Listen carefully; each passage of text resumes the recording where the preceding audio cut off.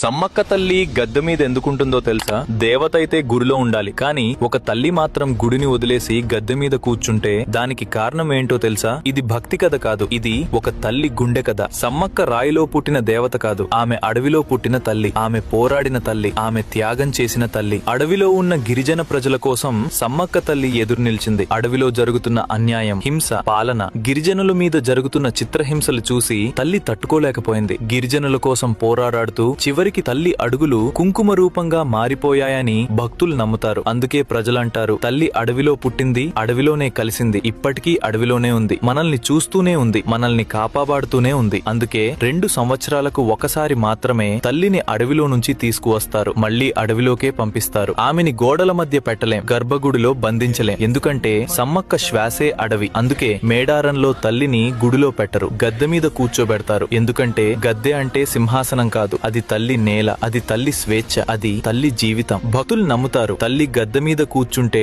ఆమె ఇంకా మన మధ్య నడుస్తోంది అని. అందుకే గద్దె అంటే రాయి కాదు, అది తల్లి ఉనికి. ఆ క్షణంలో మేడారం పండుగగా ఉండదు, మేడారం ఒక తల్లి ఇంటిలా మారుతుంది. అక్కడ భక్తులు దేవతను చూడరు, తమ అమ్మని చూస్తారు. అందుకే తల్లి గుడిలో కాదు, గద్దె మీదే ఉంటుంది. ఫ్రెండ్స్, సబ్స్క్రైబ్ చేసి కామెంట్ లో జై సమ్మక్క, జై సారక్క అని తప్పకుండా రాయండి. దీని మీద ఇప్పుడు కనిపిస్తున్నట్లుగా భక్తికి సంబంధించిన మంచి ప్రోడక్ట్స్ చాలానే ఉన్నాయి. మేము వాడుతున్నవి, మాకు నచ్చినవే మా టెలిగ్రామ్ ఛానల్లో షేర్ చేస్తున్నాం. డిస్క్రిప్షన్ లో లింక్ ఉంది, అక్కడి నుంచి చూసి నచ్చితే కొనండి. ఇది అమ్మకం కోసం కాదు, భక్తిని ఇంట్లోకి తీసుకురావడానికి. కమెంట్ లో ఓం నమః శివాయ అని తప్పకుండా రాయండి. శివుడి ఆశీర్వాదం మీ ఇంట్లో ఎప్పుడూ ఉండాలి. జై సమ్మక్క, జై సారలమ్మ.